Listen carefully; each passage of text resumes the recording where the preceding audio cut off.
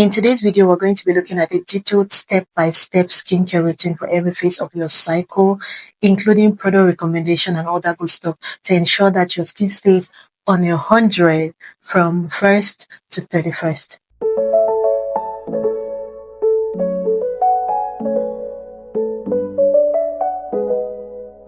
Starting off with the luteal phase, because that's where everything kind of goes south. Inflammation is happening, your skin is getting oily, blotchy, and all of the things that you don't want. Acne is forming. So the first thing in the morning from day 18, we want to start incorporating benzoyl peroxide. Use your benzoyl peroxide about 2 to 3 times that week. You can even use more depending on your skin's barrier.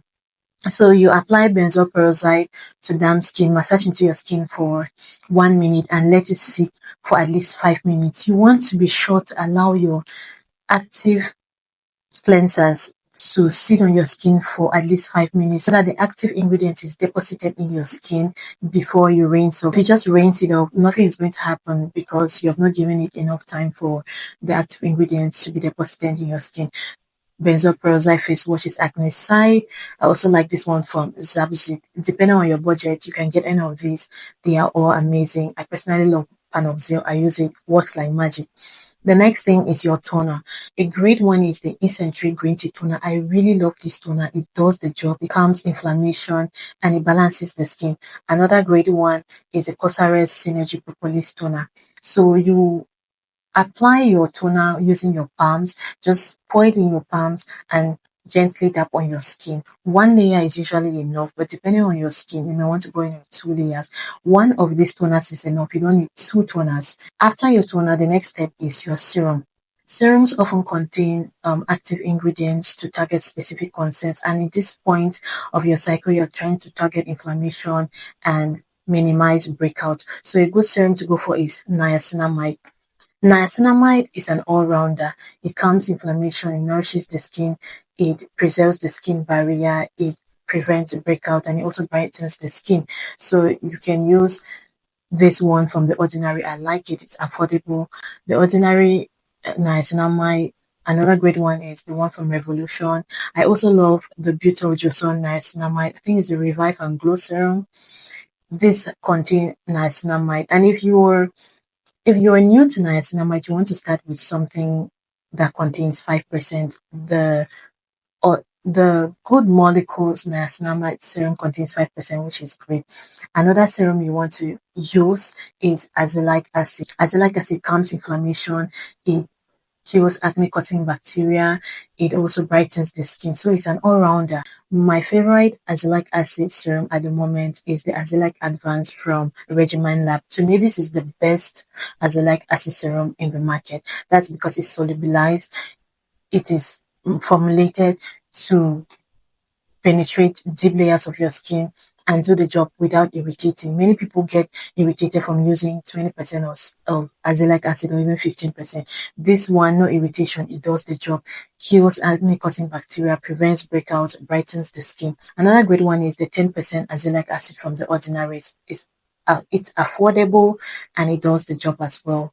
The one from Paula's Choice, 10% azelaic acid from Paula's Choice, great option as well. So you can use your niacinamide and then your azelaic acid, your niacinamide or your azelaic acid. Then the fourth step will be your moisturizer. A moisturizer comes in to nourish your skin. You know, when your skin is going through an inflammatory process, your barrier may start to weaken, and so the moisturizer helps to preserve your skin's microbiome, seal in moisture, and nourish your skin.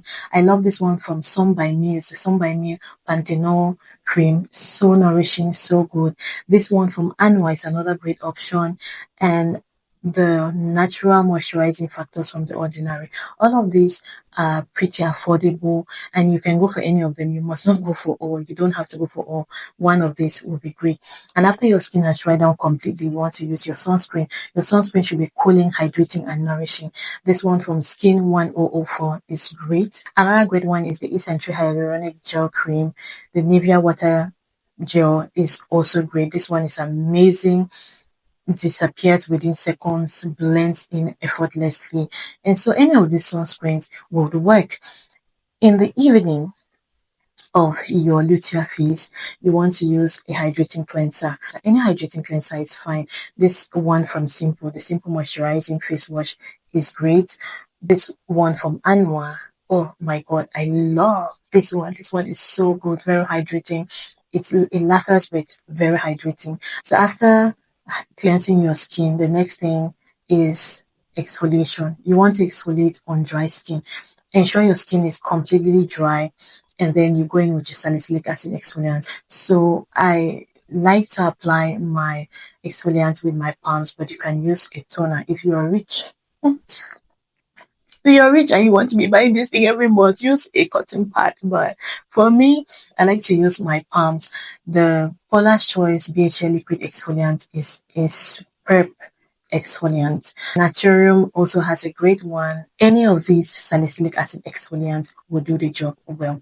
So after you exfoliate your skin, you go to the third step of your routine, which is to hydrate your skin. So any of your toners is fine, whether Cosrx, Isntree, Easy Naturals, whichever hydrating toner you're using is fine. You may also want to use a clear mask at this point in your cycle, depending on your skin. Some people are really very oily, and a clear mask will help to mop up that excess oiliness. Don't use salicylic acid and then use clay mask.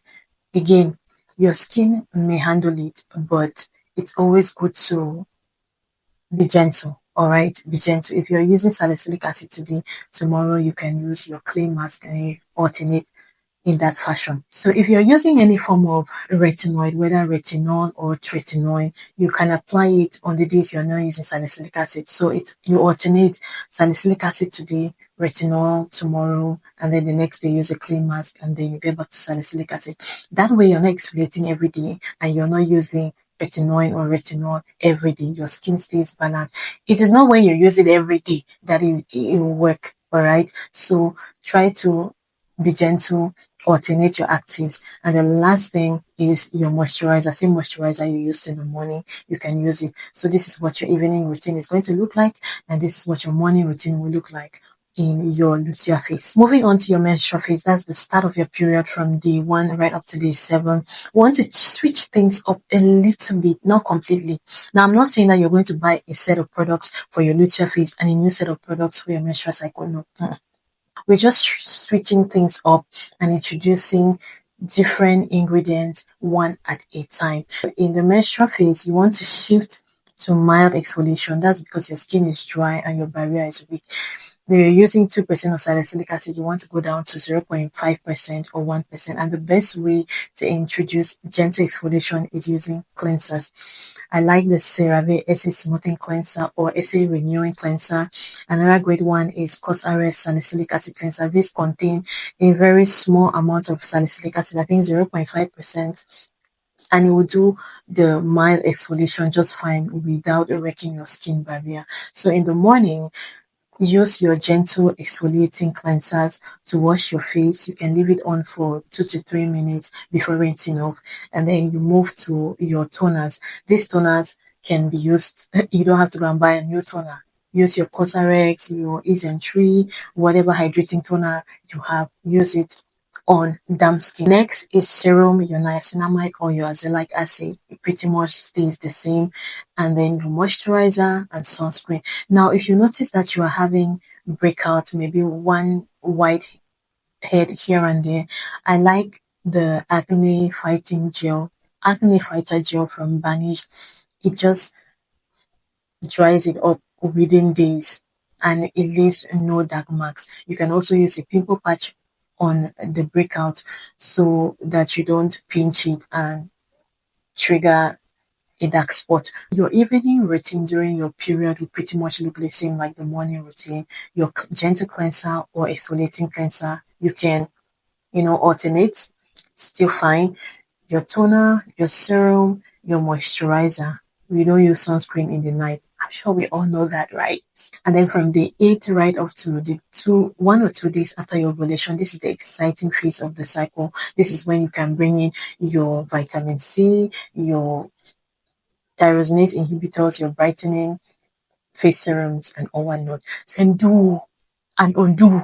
Okay, so in the morning you cleanse either with your hydrating cleanser or with your exfoliating cleanser, and then you can go ahead to apply your toner. Next thing, you use your vitamin C serum. I mean, you can go all out. You can use your 100% L-ascorbic acid at this point.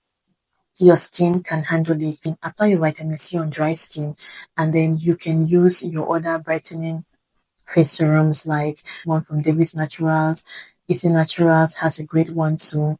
Topicals has one with lots of ingredients, and Regimen Lacto has a very powerful antioxidant brightening serum. So the next thing is moisturizer. You can still use the same moisturizer depending on your skin. Again, you can go in with brightening moisturizers.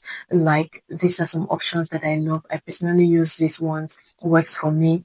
Or you can stick to your regular moisturizer you've been using all through the cycle, and then your sunscreen. In the evening, cleanse your skin with your hydrating or exfoliating cleanser. Apply your toner. Apply your brightening serum. At this point, you can even layer. You can layer your brightening serums with your tretinoin, your retinol, or your azelaic acid with your retinol. Your skin can handle it, but don't do too much. You don't want to apply oil, exfoliant, and then tretinoin, and then azelaic acid. No. So you may be wondering, should you use your brightening serums only for 1 week out of the entire month?